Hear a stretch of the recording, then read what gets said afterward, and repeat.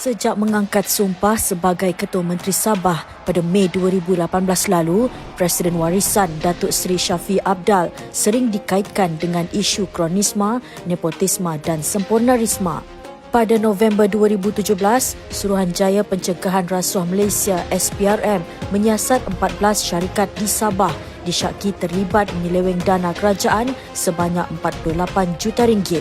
Akhbar The Star dan Malaysian Insight yang memetik sumber ketika itu melaporkan pegawai SPRM menyiasat aliran dana sepanjang lebih 7 tahun melalui laman sesawang syarikat yang rumit. Jumlah berkenaan adalah sebahagian dana 1.5 bilion ringgit yang disalahguna sedang disiasat SPRM. Laporan berkenaan secara tidak langsung menunjukkan bahawa Datuk Seri Shafie Apdal mengamalkan nepotisme dan kronisma dalam pentadbirannya sejak dulu boleh dipersoalkan.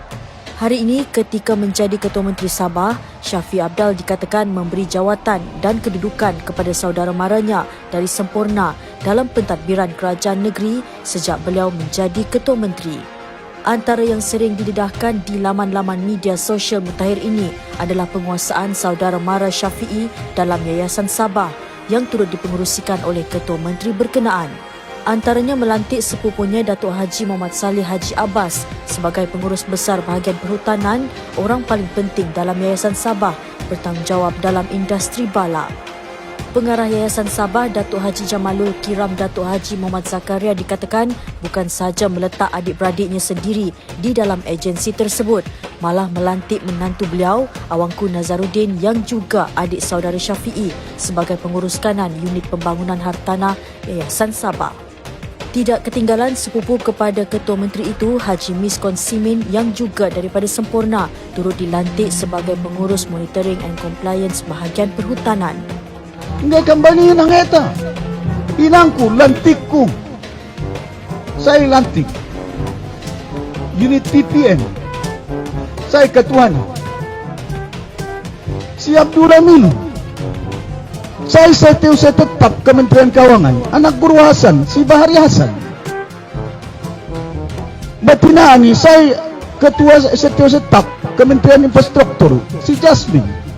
Saya lagi. Tekan anak-anak tak? Tahu tak? Pasakata pangkatnya. Justru ketika kempen pilihan raya negeri PRN Sabah yang dijadual berlangsung pada 26 September ini, adakah Shafie Apdal mampu mempertahankan jawatannya sebagai Ketua Menteri selepas terpalit dengan isu amalan kronisma dan nepotisme berkenaan? Malah jika menelusuri laporan-laporan serta dakwaan-dakwaan yang berlegar di laman-laman media sosial, pelbagai isu lain yang turut melibatkan pentadbiran Shafie Apdal menjadi bualan di kalangan netizen. Beberapa isu yang dilapor dan dibangkitkan oleh netizen ini tidak boleh diambil mudah kerana kalangan dari netizen juga merupakan pengundi sah di negeri Sabah.